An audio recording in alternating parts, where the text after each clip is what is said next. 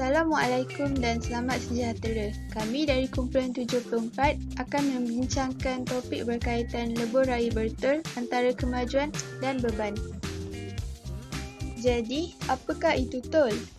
Tol merujuk kepada bayaran yang dikenakan ke atas kenderaan yang melalui jalan tersebut.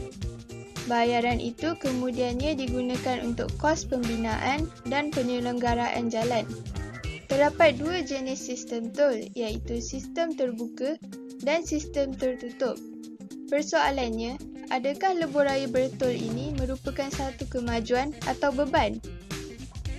Isu lebuh raya bertol sering dijadikan hujah dalam kalangan masyarakat kita.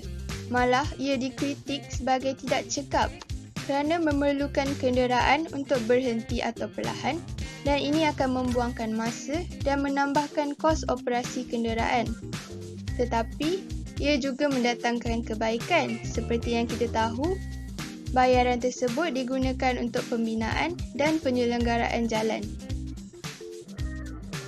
Konflik berlaku apabila lebuh raya bertol dibatalkan, maka kemajuan lebuh raya akan terbantut. Tetapi jika tidak dibatalkan, ia menjadi beban kepada pengguna. Faktor yang dapat menyumbang kepada konflik dalam isu ini. Yang pertama, sekiranya tol dibatalkan, kemudahan infrastruktur tidak dapat dinaik taraf.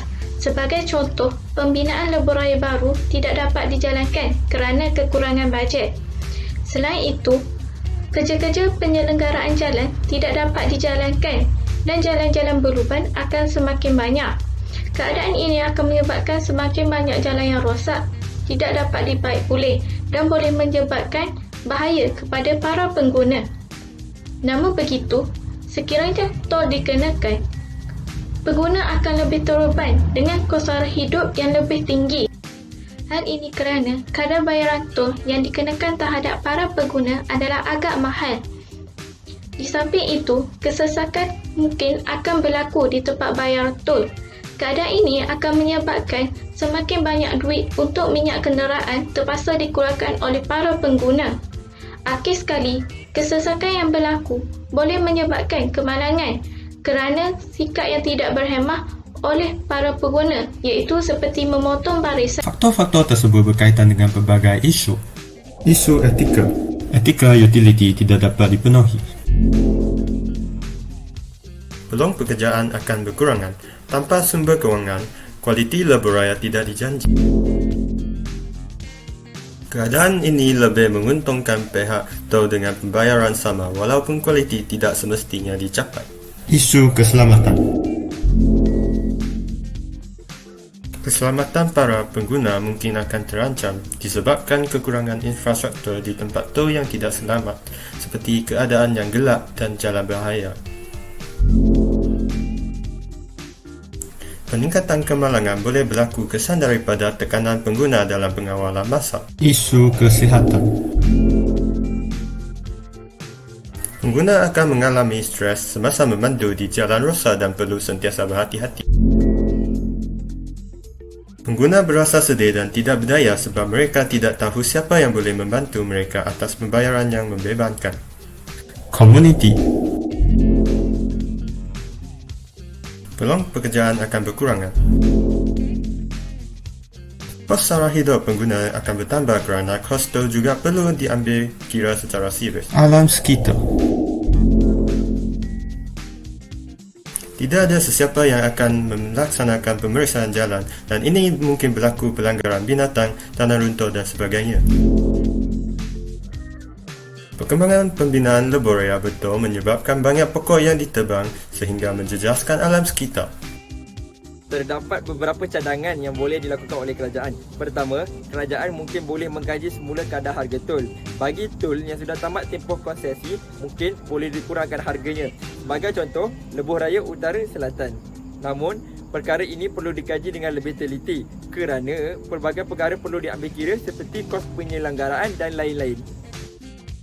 Cadangan kedua, kerajaan mungkin boleh memberi diskaun atau mengadakan had limit pembayaran bagi seseorang individu. Sebagai contoh, seseorang individu hanya perlu membayar RM300 sebulan bagi perjalanan dalam dan luar negeri. Bagi individu yang sudah melebihi kadar maksimum pembayaran tol, kerajaan mungkin boleh memberi diskaun kepada mereka dan juga percuma bagi golongan B40. Namun, cadangan ini perlu dikaji dengan lebih mendalam kerana perkara ini hanya melibatkan beberapa individu yang kerap merentas negeri sahaja. Cadangan yang ketiga, kerajaan boleh mengadakan satu kad khas bagi golongan B40. Kad ini bertujuan untuk memberi diskaun kepada mereka. Dengan ini sedikit sebanyak dapat memberi bantuan kepada mereka. Namun demikian, pelbagai perkara perlu diambil kira. Pertama, kerajaan perlu mengambil kira apakah kesannya terhadap kerajaan, dan yang kedua, bagaimana perkara ini perlu dilaksanakan. Namun, yang pasti, perkara ini dapat membantu ramai golongan B40 jika ia dilaksanakan. Pengajarannya ialah pembayaran tol sememangnya tidak dapat dielakkan. Namun, rakyat perlu mengambil kira jumlah pembayaran tol dalam sebulan dalam pengiraan kewangan mereka. Kesimpulannya, lebuh raya betul ini merupakan salah satu kemudahan yang amat penting dalam memastikan para pengguna dapat melakukan perjalanan mereka dengan lebih selesa. Kemudahan infrastruktur yang lebih baik seperti lebuh raya ini dapat menunjukkan kemajuan negara dalam sektor pembinaan. Namun begitu, kadar bayar tol yang dikenakan adalah agak tinggi dan boleh membebankan para pengguna. Oleh itu, pihak yang tertentu seharusnya memikirkan cara untuk menyelesaikan konflik ini.